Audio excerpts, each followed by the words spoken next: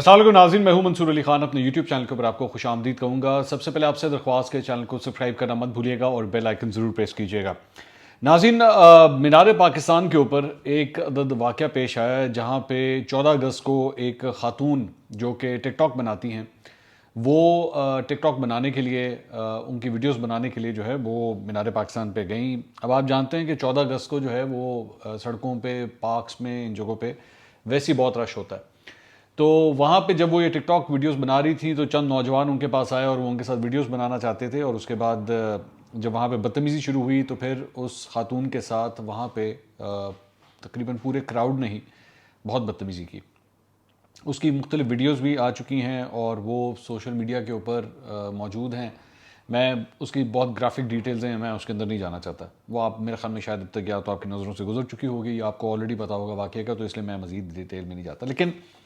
اس کے بعد جی پتہ لگا کہ عثمان بزار صاحب نے اس کا نوٹس لے لیا، پھر یہ پتہ لگا کہ جی وزیر اعظم نے اس کا نوٹس لے لیا، اور اب جو ہے وہ آئی جی پنجاب کو یہ کہہ دیا گیا ہے کہ جو بھی اس کے قصوروار ہیں ان کو تلاش کیا جائے، ٹھیک ہے۔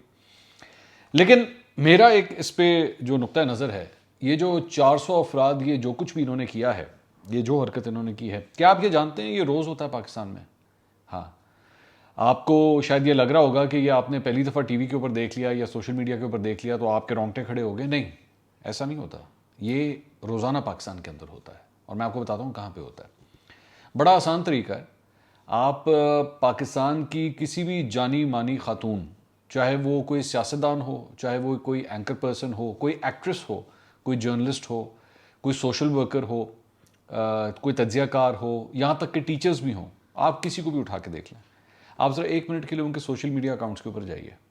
اس کے بعد ان کی ان ٹویٹس کو یا ان کے فیس بک کے اوپر وہ جو پوسٹ ہیں،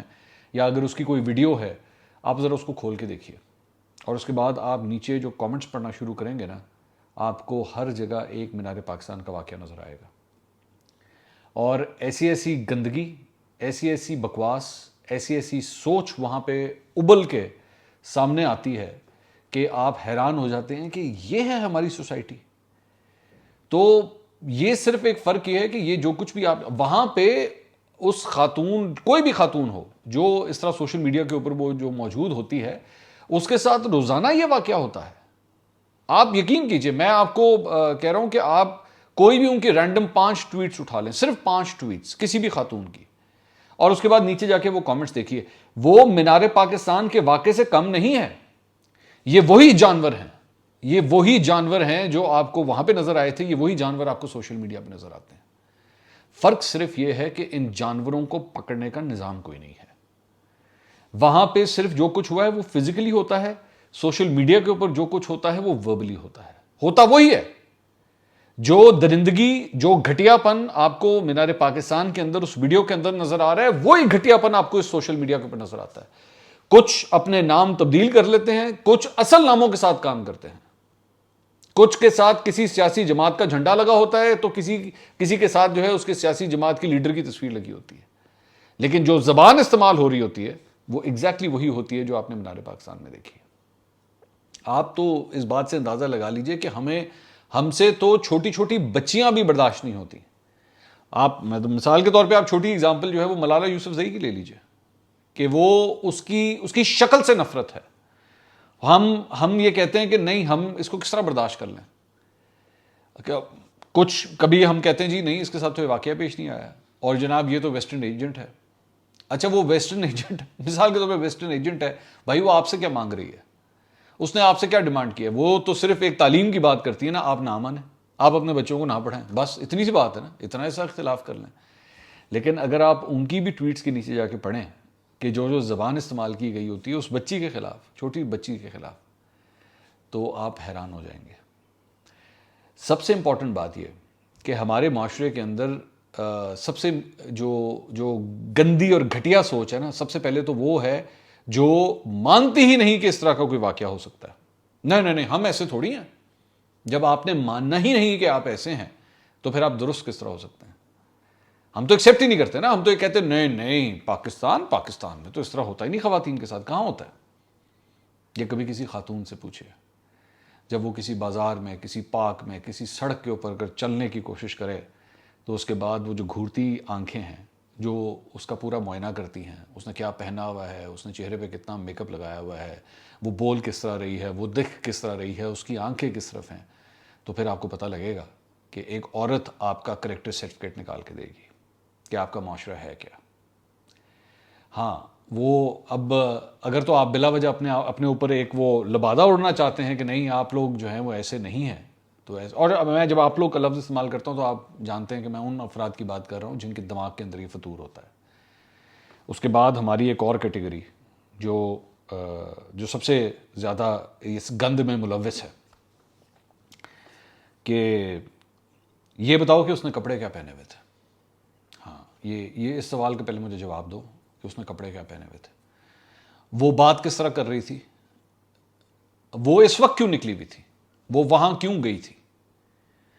پبلک پلیسز کے اوپر اب ہمیں ڈیسائیڈ کرنا پڑے گا کہ کون کب کہاں جائے۔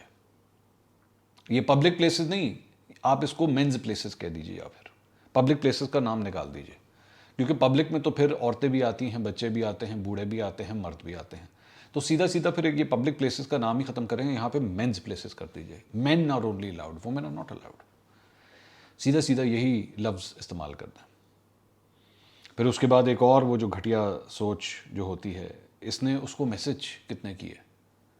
اس کا اپنے باپ کے ساتھ کیسا ریلیشن شپ تھا، یہ اس سے بات کر رہی تھی یا اپنے باپ سے بات کر رہی تھی۔ وکٹم بلیمنگ، عورت کے اندر ہمیشہ فالٹ ڈھونڈنا، یہ بھی یہ ساری وہی سوچ ہے جو یہ پروڈکشن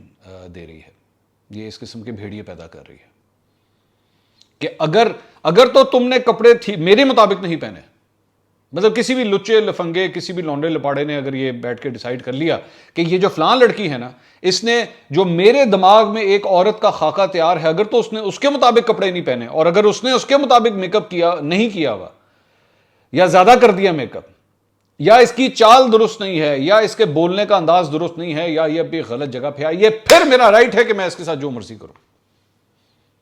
کیونکہ اس نے میں نے وہ جو چیک لسٹ بنائی ہوئی تھی نا، وہ اس کے مطابق پوری نہیں ہے۔ یہ ہوتی ہے اس بھیڑیے کی سوچ جب وہ ان خواتین کے ساتھ یہ سب کچھ کرتا ہے۔ اور پھر اس کے بعد یہاں پہ ہمارا ہی معاشرہ ہے جہاں پہ تو یہ سوال کیا جاتا ہے نا کہ جی عورت نے کپڑے درست نہیں پہنے تھے، وہ بول ٹھیک نہیں رہی تھی، وہ یہاں کیوں گئی تھی، وہ وہاں کیوں گئی تھی۔ آپ تو چھوٹی چھوٹی یہاں پہ بچیوں کو بھی نہیں چھوڑتے، چھوٹی بچیاں 7 8 9 10 سال، جن کو شاید ابھی تک اس بات کا بھی نہیں پتا کہ انہوں نے دوپٹہ یوں لینا ہے یا سر پہ لینا ہے یا کس طرح کرنا ہے۔ جب ان کے ساتھ زیادتی کے واقعات ہوتے ہیں تو کون قصوروار ہوتا ہے؟ اس میں بھی ان بچیوں کا قصور ہوتا ہے۔ ابھی پچھلے دنوں ایک واقعہ پیش آیا ہمارے ہی ملک کے اندر، جہاں پہ قبر میں سے ایک عورت کی لاش نکال کر اس کے ساتھ زیادتی کی گئی۔ وہ تو قبر میں تھی، اس کا کیا قصور تھا؟ تو یہ درندگی آپ کے معاشرے میں ایگزسٹ کرتی ہے۔ آپ لاکھ اس پہ پردہ ڈالنا چاہیں، آپ لاکھ اپنا منہ ادھر کرنا چاہیں، لیکن یہ درندگی موجود ہے آپ کے یہاں پہ، اور آپ اس کو جسٹیفائی کرنے کی کوشش کریں، چاہے جو مرضی کرنے کی کوشش کریں۔ جب آپ کے ملک کے وزیر اعظم جو ہے وہ یہ بیٹھ کے بیانات دے کہ جی اگر عورت اس قسم کے کپڑے پہنے گی تو جناب مرد روبوٹ تھوڑی ہیں، تو پھر اس کا یہ ٹرکل ڈاؤن افیکٹ یہ آتا ہے۔ مینار پاکستان کے اندر واقعی وہ لوگ روبوٹ نہیں تھے، وہ درندے تھے، شاید اس سے کم لفظ میں استعمال نہیں کر سکتا۔ اگلے ویلاگ میں دوبارہ ملاقات ہوگی۔ اللہ حافظ۔